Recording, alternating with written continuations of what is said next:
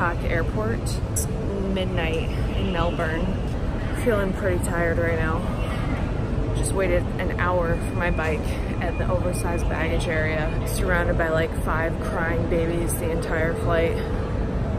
So, okay, we are in again.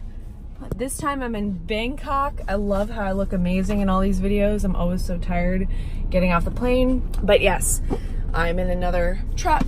I'm again on the right side of the car, driving on the left side of the road. I don't know, I don't realize this because during my expedition I wasn't allowed to drive, to take private transport. So I always took, I couldn't take taxis more than like 30 miles. And so I was really only taking scheduled public transportation and like a taxi between the hotel and the airport.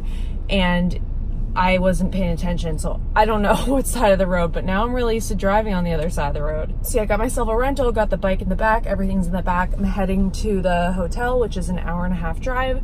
It's currently 10 p.m. Well, it's like 2 a.m. Melbourne time. And yeah, I'll see you guys in the morning.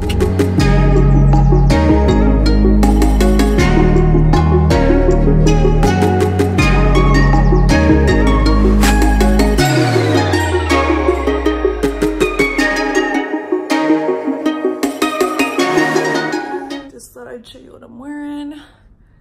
Some shorts. I'm gonna head to the gym.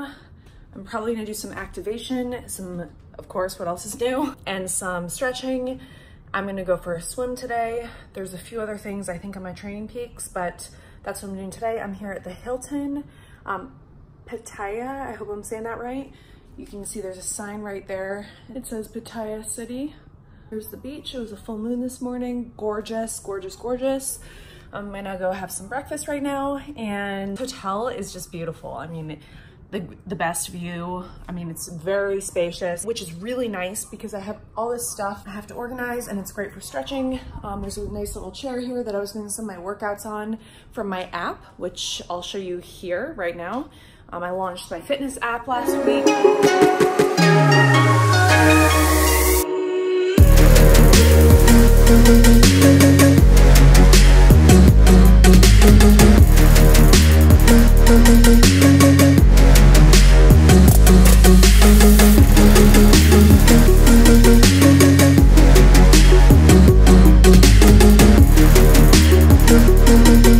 And it's pretty much just 122 workouts that you can do in your hotel room, and there's customized programs as well. Of course, I use that while traveling. I also have my resistance band and my TRX bands, and that's kind of what I use when I travel. But if there is a gym, I very much like to take advantage of that, like I am going to do right now.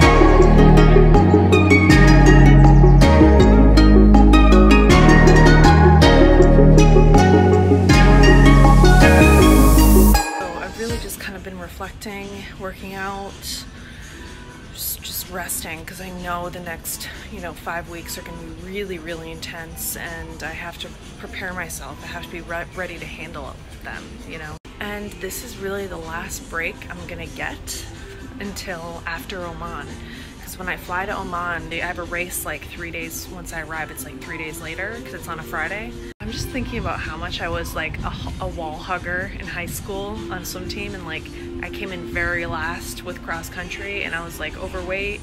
Not too overweight, but like enough where, it made sports kind of hard and challenging. In high school and stuff, I was more into just, drinking and not really working hard or anything, not really having much ambition, I guess. And then when I turned 18, things really kind of changed for me once I started traveling, and traveling a lot. And then fitness-wise kind of continued after that.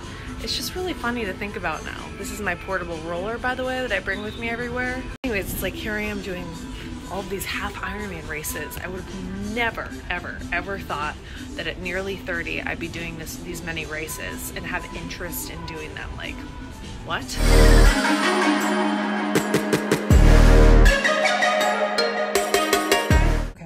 just got the athlete briefing. It is Thursday the 21st. And then collect my chip and leave. Yeah, that's what's gonna happen. Okay guys, so I am in a different hotel. I just arrived. I checked in for my Ironman race this Sunday in 2 days. It's Friday now. I just kind of walked around, just trying to find a couple groceries because the place I'm in now has stove, a little bit of a kitchen area, kitchenette. When I am training and traveling at the same time, I like when I can control what I consume when it comes to these races, because one mistake, one going out to eat and eating something that looks very delicious, I don't care if I get sick any other time, but with a half Ironman, I'm racing every single weekend in a different country. I have to be very, very vigilant and very careful. And I also have a regimen that I have to stick to when it comes to my Ironmans and racing. If you switch things up and it's different than your usual routine, especially when it comes to nutrition, it can really negatively affect you. That's why I brought all my vitamins with me, and that's why I try to stick to just like pasta with red sauce the night before. Just certain things that you realize about yourself when you do so much racing that hinder your performance or enhance your performance. And this is not, I'm going after a Guinness record attempt, and it's in the field of sport. And if I get sick and I can't finish a race because I'm having GI issues, I mean, there's always GI issues, like every race. I mean, I think the last one was the first one I actually didn't have any, but it's such a high risk with having GI issues. I don't want to aggravate that any more so. And as much as I don't even like really want to be thinking about food much, I want to think more about the sport and the place that I'm in. It's something that's very important, because how you fuel your body with these races determines really whether or not you're gonna finish, whether or not you're gonna get like injure yourself in some way, you're gonna bonk out. And like very first Ironman 70.3, I got too tired on the bike and I crashed into a stone wall because I was just like, I wasn't falling asleep, but I was just getting sloppy. And you don't want to get sloppy with these races, you know, when you're trying to control bike going downhill. Like, you know, I crashed at 35 miles per hour during that race going downhill. You don't want that to happen. That's kind of why I put so much thought into this, and that's why it is kind of annoying.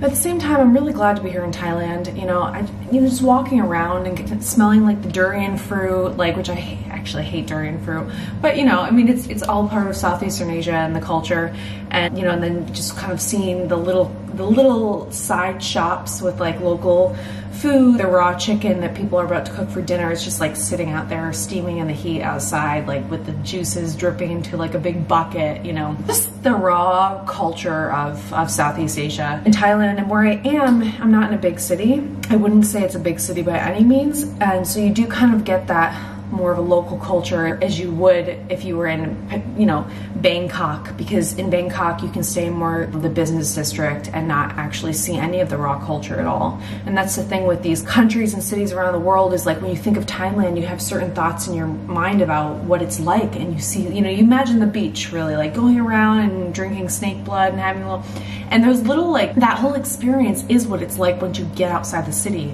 you know, and into smaller cities, not just like the capital. So that's why I really like where this specific Ironman 70.3 is based, and I like being in this area because I do like experiencing that side of the culture, not just going to a big city and trying to find the culture in the city. And I find that a lot of cities around the world are like that nowadays because of industrialization and modernization and that sort of thing. So going after a record here, I'm putting a lot, 70 miles of racing, swimming, biking, running every single weekend, and traveling to a different country very far away in a different time zone and different climate every single week.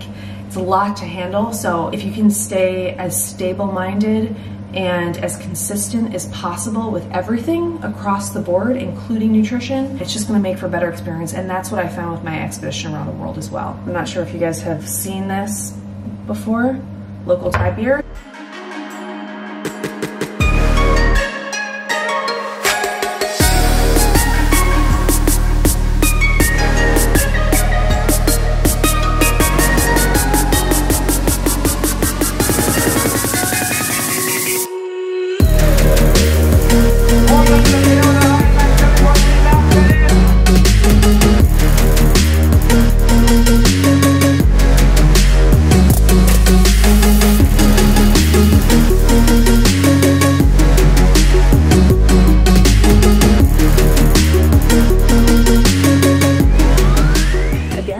Was so nice. They had free vouchers for dinner, so I got myself my pasta It's pasta with pork sauce. So that'll do for me. I'll light this candle and create the Zen zone that I need before the night before race, because I have to go to bed pretty early, 7 o'clock.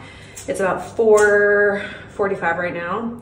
So I have a couple hours. I'm gonna have dinner. I'm gonna have a bath, ice my knee, and I'm gonna head to bed, wake up early. I got all my stuff right here ready to go.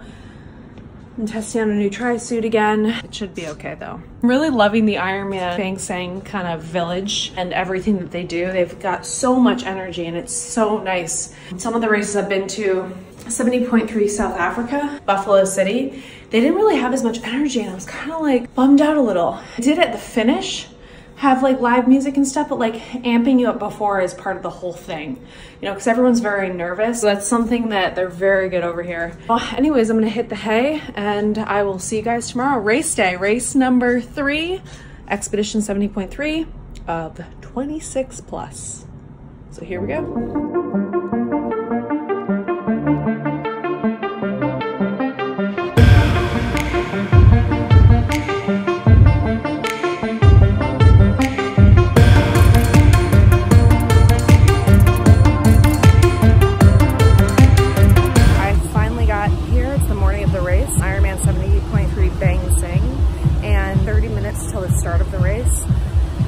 So I'm gonna head down to the water. The water actually feels great. It's pretty warm. And so it's my first non-wetsuit swim I've ever done. I've done my sleeveless, my full wetsuit. This is the first. I'm not using a swim skin or anything, just my tri-suit. So hopefully it'll be a good race. I'm definitely nervous for this one. I don't know why. Yeah, I will see you guys after the race.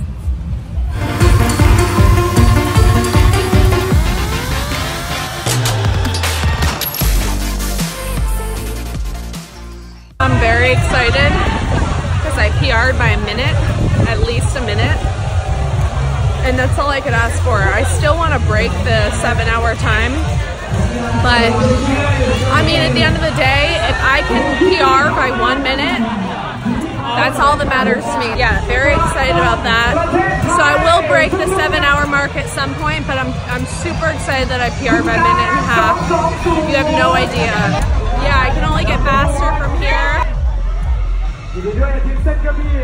The worst part of the race, the start, and also kind of packing up all this stuff. I'd say it's the very start and then this, for sure. But it's done.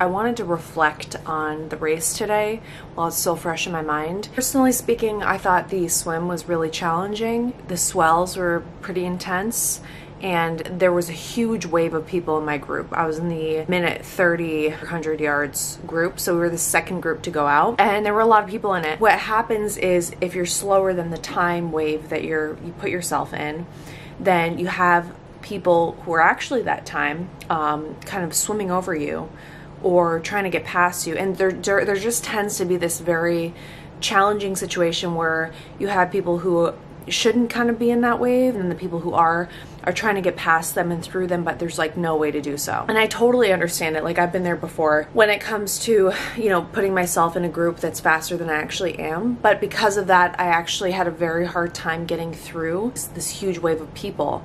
And I actually had to hold back and kind of slow down and come back a little bit. And when I was swimming, it's interesting because I kind of felt that people weren't spotting properly, generally speaking, with this race. I had to spot every breath. That just means when I'm swimming, I had to come up and look and then take a breath and then come up and look and then take a breath. And because there's just so many people and you want to make sure you're not bumping into people, you're not swimming over people, you're kind of being respectful of people in your vicinity. And I didn't feel that. People were swimming over me, bumping into me, kind of going crisscross. Granted, it was kind of a triangle type swim, and so it might be challenging for people who are just starting out, and also to spot because the sun was in our eyes on the way back. I first started the swim, a massive coconut, just like a full coconut, hit me in the face, and I'm like, okay, this is just gonna determine the rest of my swim. And then when I started the bike, I had some mental issues that I had to work through. I wanted to quit 10 minutes into the bike and say, you know what, I'm gonna bag this race. It's very hot. I know I'm not gonna do well. I'm not in a good mindset. I don't feel well rested. That was a terrible swim. I'll bag it and I'll get the next race, you know, under my belt. And then I thought, well, I didn't come all the way here. I didn't train. I didn't, you know, spend the money and do this record to just bag a race if I am not feeling it, you know? And so the goal was to finish it and not even, you know, I set these time frames for myself to like swim less than 30 minutes, you know, for the swim portion. I ended up swimming 38 minutes and I usually swim around like 34. And the goal was to break three hours on the bike. Last race I biked 3:15. This race, I don't even know. I think it was like 3:30 or something. And then the goal was for the run to break 3 hours, but to overall PR my race and breaks the 7-hour mark. And I didn't do that.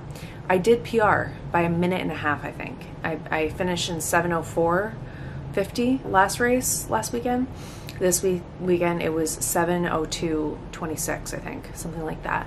So I did PR and I was really happy about that. But I ended up going through, again, some pretty dark thoughts, knowing that I possibly wasn't going to PR, that I wasn't going to break the 7-hour mark. And then I thought, you know what? It came down to a few minutes and I just couldn't push myself any harder. I mean, it was hot, you know, I had my nutrition down, but I did have a headache. I mean, honestly, I could make excuses, but I didn't really have any big pains or ailments that prevented me from like running the full run. There were a few hills that were pretty tough. There were 2 hills on each loop and there were 3 loops and there were a lot of people walking. And when I see a lot of people walking, I end up just kind of losing motivation and walking as well. And then I sprinted the last half mile and that really PR. So the goal is to PR at least by a minute every race. And ideally, you know, I would like to kind of get down to like 6 hours, you know, under 6 hours and maintain that, but I don't expect that to happen to the end of the year. But right now I do hope to get under 7 hours and maintain that for a good few months of racing. But you know, honestly, aside from all that race talk, I just want to talk about the people of Thailand. And this is my 3rd time here in Thailand. The first time was during my expedition and I ran a 5K on the island of Phuket, a virtual 5K. And it was really, really fun. And then the second time I went was for a summit in Bangkok, and we planted trees, a ton of trees, and it was a really great experience. It was also a convention, so it was also a business aspect of it.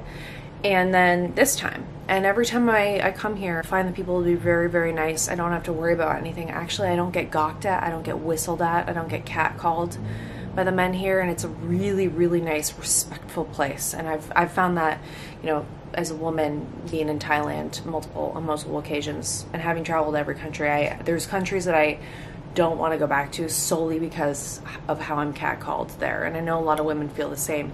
Thailand's not one of those places at all. They're just so nice here and I love it, you know, and I just feel so grateful to have the opportunity to do this record attempt. And there is a mission to it, and I'm going to be talking about that in the next few months or so. Something that it's very dear to me, and it's very important to me. And it's something that I think is important to talk about more. But I'll talk about that a little bit later. And you know, as I was riding my bike through this beautiful in the morning, you know, it's like the best time to kind of like experience a true culture, in my opinion, is in the early hours of the morning and just after sunrise and seeing how people, you know, make their breakfast. There's a certain smell that comes from these places, you know, that you travel to, kind of these rural environments, these small villages, and you know, you kind of smell the fire cooking, you know, whatever it is on the fire, and you know, just people, literally like the roosters, you know, just waking everyone up in the morning. And then you have like the cats and dogs that start wandering around. There were monkeys on our run, howler monkeys I think they were, and they were just like eating the goos and the gels and everything. You know, seeing the hue of the sun, kind of like, you know, the rice fields and the mountains and the palm trees as you're driving by, just the still of the morning. There's no better sight. Even though it was very hot at that time, and I just knew it was going to get hotter. But the thing is there's so much beauty. There's so much beauty to be seen. And honestly, I've been in Thailand since Monday, about 6 days now, and you can see a lot. You know, I mean, God, I get judged so much.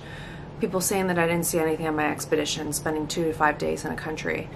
you know, it depends what you do. You can see a lot. I made sure to go out and into the morning and see how people started their mornings in places I was in, or ended their evenings, or, you know, whatever it may be. You can formulate your own experience that can really show you the beauty and the culture of that place. And it's all what you make of it. It's all time management. I mean, I'll be completely honest, like I was really burnt out from last weekend's race. So the whole week here, I did walk around a little bit, but I've been here before. I mainly spent my time in the hotel, rolling out activation, resting up, because I knew I had a big race coming up this weekend. And then 4 days later, on Friday, I have another race, and so on and so forth.